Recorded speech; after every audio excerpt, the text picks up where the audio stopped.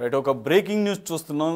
కారంపూడిలో ఉద్రిక్త వాతావరణం నెలకొంది. ఓపిచర్లలో పోలింగ్ నిలిచిపోయినటువంటి పరిస్థితి. ఈవీఎంలను ధ్వంసం చేశారు. పల్నాడు జిల్లాలో 2 ఈవీఎంలను ధ్వంసం చేసినటువంటి ఘటన చూస్తున్నాం. రెంటచింతల మండలం జట్టిపాలెంలో ఈ ఘటన చోటు చేసుకుంది. పోలింగ్ బూత్ 215లో ఈవీఎంలను పగలగొట్టినట్టుగా తెలుస్తోంది. కారంపూడి మండలం ఓపిచర్ల గ్రామంలో ఉద్రిక్తత చోటు చేసుకుంది. ఈవీఎంనే ధ్వంసం చేశారు నిందితులను అదుపులోకి తీసుకున్నారు పోలీసులు నిందితులను అదుపులోకి తీసుకుని అక్కడ పోలింగ్ను ప్రశాంతంగా కొనసాగించడానికి ప్రయత్నాలు జరుగుతున్నట్లుగా అర్థమవుతుంది. పల్నాడు జిల్లాలో 2 చోట్ల ఈవీఎంలను ధ్వంసం చేసినట్లుగా అర్థమవుతుంది. రెంటచింతల మండలం జట్టిపాలెంలో ఈవీఎంలను ధ్వంసం చేశారు. పోలింగ్ బూత్ 215లో ఈవీఎంలు పగలగొట్టినట్లుగా అర్థమవుతోంది. కారంపూడి మండలం ఓపిచర్ల గ్రామంలో కూడా ఉద్రిక్తత కొనసాగుతోంది. ఈవీఎంలు కొంతమంది అల్లరిమూకలు ఈవీఎంలను ధ్వంసం చేసినట్లుగా అర్థమవుతోంది. మొత్తానికి నిందితులను పోలీసులు అదుపులోకి తీసుకున్నారు. జట్టిపాలెం పోలింగ్ బూత్ నంబర్ 2015లో ఈవీఎంలను ధ్వంసం చేశారు. దీంతో అప్రమత్తమైన ఎన్నికల అధికారులు వారిని పోలీసులకు అప్పగించారు. దీంతో పాటుగా కారంపూడి మండలం ఓపిచర్ల గ్రామంలో కూడా ఈవీఎంలను కొందరు వ్యక్తులు ధ్వంసం చేశారు. దీంతో గ్రామంలో పోలింగ్ నిలిచిపోయింది. పోలింగ్ కోసం అధికారులు ప్రత్యామ్నాయ ఏర్పాట్లు చేస్తున్నారు.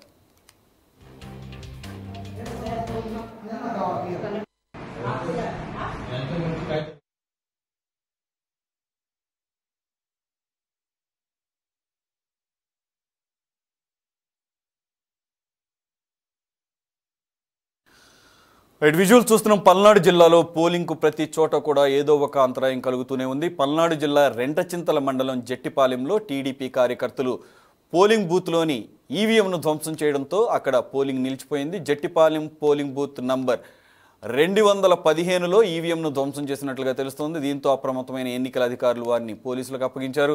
దీంతో పాటుగా కారంపూడి మండలం ఓపిచర్ల గ్రామంలో కూడా ఈవీఎంలను కొందరు వ్యక్తులు ధ్వంసం చేసినట్లుగా తెలుస్తోంది. గ్రామంలో పోలింగ్ నిలిచిపోయింది. పోలింగ్ కోసం అధికారులు ప్రస్తుతం ప్రత్యామ్నాయ ఏర్పాట్లు చేస్తున్నట్లుగా అర్థమవుతుంది. కంప్లీట్ డీటెయిల్స్ మా స్పెషల్ కరెస్పాండెంట్ లక్ష్మణ్ లైవ్లో అందిస్తారు.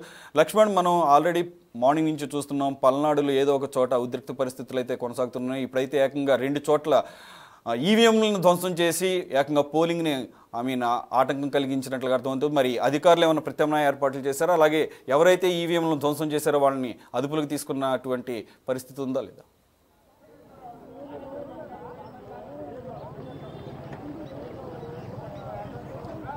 సురేష్, పల్నాడు జిల్లాలో సెన్సిటివ్ ఈసీ లిస్టులో ఉన్న సెన్సిటివ్ ప్రాంతాల్లో మాచల్ నియోజకవర్గంలో మార్నింగ్ నుంచి కూడా ఏదో ఒక ప్రాంతంలో అల్లజడి ఉద్రిక్తలు నెలకొనే ఉన్నాయి. ప్రధానంగా ఉదయం నుంచి కూడా రెంటచింతల మండలం మొత్తం కూడా ఇటు పాలవాయి గేట్ కానీ, లేదంటే రెంటాల, లేదంటే తుమ్మూరుకోట, లేదంటే ఖమ్మంపాడు, ఈ 4 ఏరియాలు కూడా కంటిన్యూస్గా గొడవలు జరుగుతూ ఉన్నాయి. వైసీపీ టీడీపీకి సంబంధించిన వర్గీయులు కూడా ఒకరు దాడులు చేసుకుంటున్నారు, రాళ్లు విసురుకుంటున్నారు. ఇప్పటికే 10 సంఖ్యలో ఆసుపత్రి పల్లారు. ఈ నేపథ్యంలోనే రెంటచింతల మండలం జట్టిపాలెంలో కూడా ఈవీఎంలు ధ్వంసం చేసిన పరిస్థితి ఉంది. ఈ 2 ఈవీఎంలు నేలకేసి కొట్టడంతో అది పూర్తిగా ధ్వంసం అయిపోయింది. అదేవిధంగా కారంపొడి మండలం ఉపచర్లో కూడా ఈవీఎం ధ్వంసం చేశారు. ఆ ఈవీఎంలు ధ్వంసం ఎవరైతే చేశారో వాళ్ళని ఇప్పటికే అదుపులో తీసుకున్నారు.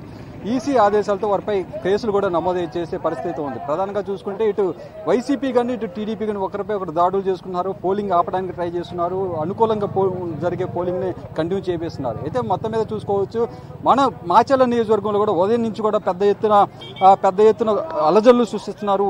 ఉద్రిక్తత నెలకొన్న పోలింగ్ కూడా ఎక్కడికక్కడ ఆపడానికి ట్రై చేస్తున్నా కానీ పోలింగ్ సిబ్బంది మాత్రం ఇటు ఎలక్షన్ కూడా తీవ్రంగా కసరత్తు చేస్తుంది. ఎక్కడెక్కడ గొడవలు జరుగుతున్నాయి మొత్తం ఎప్పటికప్పుడు మానిటరింగ్ చేస్తుంది వెబ్ కాస్టింగ్ ద్వారా. ఈ నేపథ్యంలోనే ఎక్కడైతే పోలింగ్ ఆగిందో అక్కడ ప్రత్యామ్నాయ ఏర్పాట్లు కూడా చేస్తుంది.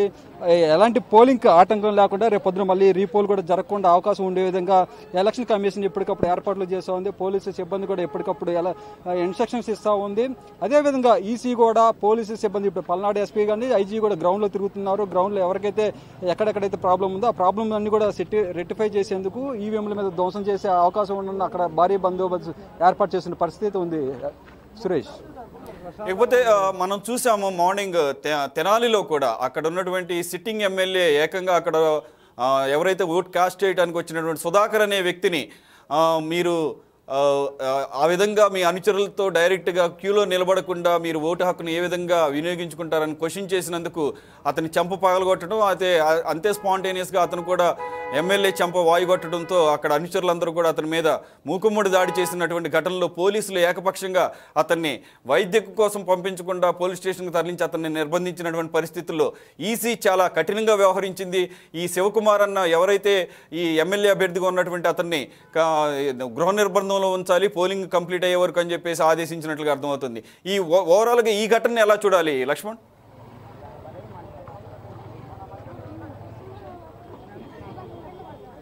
అంటే సురేష్, ప్రధానంగా ఇక్కడ సమస్య మొత్తం ఎక్కడ వస్తుందంటే అభ్యర్థులు పోలింగ్ స్టేషన్లకు వెళ్ళి పోలింగ్ సరళిని గమనించడంలో తప్పలేదు. కానీ వాళ్ళతో పాటు ఒక బ్యాచ్ని వేసుకొని వస్తున్నారు. అంటే దాదాపు 40-50 మంది కార్యకర్తలు వేసుకొని రావడం వల్ల సమస్య మొత్తం అక్కడే ప్రధానంగా స్టార్ట్ అవుతుంది. ఎందుకంటే ఆ పార్టీ నుంచి 50 మంది వచ్చినప్పుడు యువతల పార్టీ నుంచి కూడా మేము కూడా ఒక 50 మంది వెళ్తామని చెప్పేసి రెండు వర్గాలు కూడా పోటాపడి రావడంతో అక్కడ సమస్య మొదలవుతుంది. ఈ సమస్య క్లియర్ చేయడానికి పోలీస్ సిబ్బంది కూడా అంత లేదు అని చెప్పుకోవచ్చు. ఎందుకంటే ప్రధానంగా సిఐఎస్ఎఫ్ కానీ లేదంటే బిఎస్ఎఫ్ సిబ్బంది కూడా పోలింగ్ సరళి సజావుగా జరగడానికి, అదేవిధంగా ఓటు హక్కు వినియోగించుకోవడానికి మాత్రమే వాళ్ళు హెల్ప్ అవుతారు.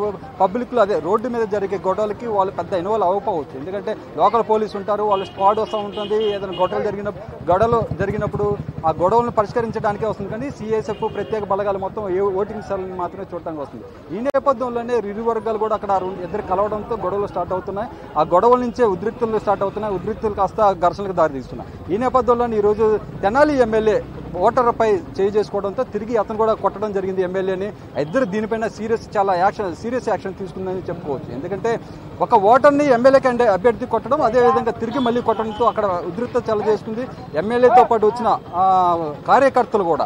కార్యకర్తలు అందరూ కూడా అక్కడికి వచ్చి అతను గుమ్ముకూడి ఒక్కసారిగా మీద పడి కొట్టడంతో అతను తీవ్రంగా గాయాలయ్యాయి. అతను కూడా పోలీస్ స్టేషన్కి తీసుకొచ్చారు. అతనికి యాక్చువల్గా ఆరోగ్యం దెబ్బలు తగిన వ్యక్తిని హాస్పిటల్కి తీసుకెళ్ళారు. కానీ పోలీసులు మాత్రం అక్కడ ఏం చేశారంటే పోలీస్ స్టేషన్ తీసుకెళ్లి అతను ట్రీట్మెంట్ కూడా చేయకపోవడంతో ఈసీ మరింత సీరియస్ అయింది. వెంటనే అతనికి చికిత్స అందించాలి. సేమ్ టైం తెనాలి శ్రావణ్ కుమార్ అన్నాపతిని శ్రావణ్ కుమార్ ఎవరైతే ఉన్నారో అతన్ని ఎలక్షన్ అయ్యే వరకు కూడా గృహ నిర్బంధం చేయాలి, బయటికి వదలడానికి ఛాన్స్ లేదని చెప్పేసి ఈసీ కూడా కొన్ని ఆదేశాలు ఇచ్చినట్టుగా తెలుస్తుంది సురేష్.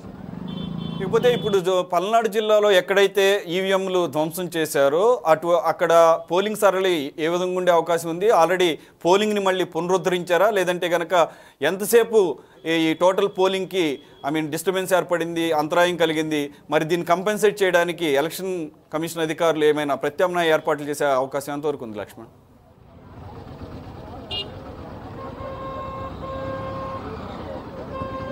సురేష్, ఈ గొడవలన్నీ కూడా రోడ్లపై జరుగుతుంది కానీ పోలింగ్ స్టేషన్ దాకా రావట్లేదు. ఎందుకంటే ప్రత్యేక బృందాలు ఎప్పటికప్పుడు అలర్ట్గా ఉన్నాయి. పోలింగ్ స్టేషన్ వరకు ఆ గొడవలు రాకుండా చూసుకోవడంలో సక్సెస్ అయ్యారని చెప్పాలి. ఈ గొడవలన్నీ కూడా రోడ్ల మీద జరుగుతున్నాయి. ఇరు వర్గాల మధ్య ఘర్షణలు దారిస్తున్నాయి. ఓటింగ్ ఆపడానికి ట్రై చేస్తున్నారు కానీ అది పోలింగ్ స్టేషన్ వరకు రావట్లేదు. అది గమనించాల్సిన విషయం. ఇంకా ఈవీఎంలు ఎక్కడైతే ధ్వంసం చేశారో ఆ ఈవీఎంలు పోలైన ఓట్లు అలానే ఉంటే దానికి ఎలాంటి ప్రాబ్లం లేదు. ఈవీఎం ధ్వంసం అయింది కాబట్టి దాంట్లో మళ్ళీ పోల్ చేసే అవకాశం లేదు కాబట్టి కొత్త ఈవీఎం చేస్తారట. ఇంజనీర్లు కూడా ఈసీకి సంబంధించిన ఇంజనీర్స్ కూడా ఎప్పటికప్పుడు దాని పరిస్థితిని సమీక్షిస్తూ ఉన్నారు. అలాంటి ప్రాబ్లమ్స్ ఏం రాకుండా కూడా ఈసీ చాలా జాగ్రత్తలు తీసుకుందని చెప్పాలి ఈ విషయంలో. సో ఈ ఎలక్షన్ కంటిన్యూస్గా జరుగుతూనే ఉంటుంది, ఎలాంటి ఆటంకాలు లేదు. ఒకవేళ ఈవీఎంలు ధ్వంసం చేసినప్పటికీ కూడా ఆల్టర్నేటివ్ ఏర్పాట్లు చేయడంతో ఎలాంటి ప్రాబ్లం లేదని చెప్పవచ్చు సురేష్. ఇకపోతే మనం ఇంతకు ముందు మాట్లాడాం రెంటాలలో ఉన్నటువంటి పరిస్థితులు, అక్కడ తీవ్ర ఉద్రిక్త పరిస్థితులు ఉన్నట్లుగా అర్థం. ఆఫ్ కోర్స్ మీరు అన్నట్లుగా ఇదంతా కూడా పోలింగ్ కేంద్రానికి వెలుపల రోడ్లపై ఒకళ్ళపై ఒకళ్ళు దాడులు చేస్తూ ఆధిపత్య ధోరణిని ప్రదర్శించడం జరుగుతుంది. కానీ అది పోలింగ్ సరళిని ఏ విధంగా ప్రస్తుతం వరకు అయితే కనుక ఎటువంటి ప్రభావం చూపలేకపోయింది. ఈ విషయంలో సిఐఎస్ఎఫ్ అధికారులు, స్పెషల్ ప్రొటెక్టివ్ గ్రూప్స్ చాలా జాగ్రత్తలు తీసుకొని ఇప్పటివరకు అయితే ఎటువంటి ఆటంకం కలగకుండా చూసినట్లుగా మీరు చెప్తుందని అర్థమవుతుంది. మరి రెంటాలలో ప్రస్తుత పరిస్థితి ఎలా ఉంది? ఆల్రెడీ పొద్దుటి నుంచి కూడా మనం కంటిన్యూస్గా చూస్తున్నాము, పీరియాడికల్గా ఒకరి మీద ఒకరు దాడులు చేసుకున్నటువంటి పరిస్థితి. ప్రస్తుతం రెంటాల్లో సిచ్యుయేషన్ ప్లేస్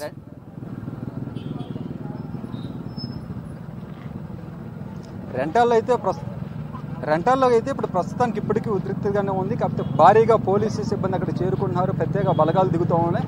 ఇంకా మళ్ళీ అలాంటి సిచ్యువేషన్ రాకుండా ఎప్పటికప్పుడు ఐజీ స్థాయి ఉన్నతాధికారులు ఎప్పటికప్పుడు మానిటరింగ్ చేస్తూ ఉన్నారు. సేమ్ టైం అక్కడ వెబ్కాస్టింగ్ ద్వారా కూడా ఈసీ డైరెక్ట్గా రెంటాల మీద ఫోకస్ పెట్టింది. ఆ ఫోకస్ నుంచి ఇప్పటికప్పుడు అప్డేట్ చేస్తూ ఉంది ఉన్నతాధికారులకి. ఎలాంటి అవాంఛనీయ సంఘటనలు జరగకుండా మార్నింగ్ వరకు ఇంతటి వరకు జరిగినాయి. ఇప్పుడు ఆ సిచ్యువేషన్ అయితే కొంత తగ్గిందని చెప్పొచ్చు. అయితే ప్రధానంగా వీళ్ళు ఎలక్షన్ పోలింగ్ని మాత్రం వీళ్ళు ఏం చేయలేకపోయారు అని చెప్పవచ్చు. ఎందుకంటే జరిగింది మొత్తమే ఏదో ప్లాన్ చేశారు, ఏదో చేయాలని చెప్పి ప్రయత్నించినప్పుడు కూడా ఈసీ దీని మీద చాలా కఠినంగా వ్యవహరించిందని చెప్పుకోవచ్చు. ప్రత్యేక బలగాలు దీనికి సక్సెస్ అయ్యని చెప్పొచ్చు. కానీ లోకల్ పోలీసులు ఎవరైతే గొడవలను నిర్వహించాలనుకుని పోలీసు ఉంటారు, లోకల్ పోలీసు జిల్లా స్థాయి అధికారులు కానీ లేదంటే లోకల్ ఉండే పోలీసులు మాత్రం దాన్ని అంచనా వేయలేకపోయారు. అంచనా వేసినా ఏం చేయలేకపోయారు. అసలు తుమ్మూరుకోట ప్రాంతంలో చూస్తే పట్టపగలు పోలీసులు ముందే సరే గొడ్డల్లో నాటుకర్లు పెట్టి తిరుగుతున్నా కానీ పోలీసులు చూస్తూ ఉన్నారే కానీ ఎలాంటి చర్యలు తీసుకోలేని పరిస్థితి ఉంది. మన విజువల్స్లో చూసాము. అలాంటి సిచ్యువేషన్ ఉంటుంది ఎలక్షన్ దాంట్లో చాలా విచారకరం అని చెప్పొచ్చు Suresh. Okay, right. Thank you very much for joining with us Lakshman. అది మొత్తానికి పల్నాడు జిల్లాలో పోలింగ్కు ప్రతి చోట కూడా ఏదో ఒక అంతరాయం కలుగుతూనే ఉంది. పల్నాడు జిల్లా రెంటచెంతల మండలం జట్టిపాలెంలో టీడీపీ కార్యకర్తలు పోలింగ్ బూత్లోని ఈవీఎంను ధ్వంసం చేయడంతో అక్కడ పోలింగ్ తాత్కాలికంగా నిలిచిపోయింది. జట్టిపాలెం పోలింగ్ బూత్ నంబర్ 215లో ఈవీఎంను ధ్వంసం చేశారు. దీంతో అప్రమత్తమైనటువంటి ఎన్నికల అధికారులు వారిని పోలీసులకు అప్పగించారు. దీంతో పాటుగా కారంపూడి మండలం ఓపిచర్ల గ్రామంలో కూడా ఈవీఎంను కొందరు వ్యక్తులు ధ్వంసం చేసినట్లుగా తెలుస్తోంది. దీంతో అక్కడ కూడా పోలింగ్ తాత్కాలికంగా నిలిచిపోయింది. పోలింగ్ కోసం అధికారులు ప్రత్యామ్నాయ ఏర్పాట్లు చేస్తున్నారు. ముందు నాకు అది ప్రాపర్ అది ఎక్కడ ఉంది దాని స్టేటస్ ఎక్కడ ఉంది అని నాకు కావాలి.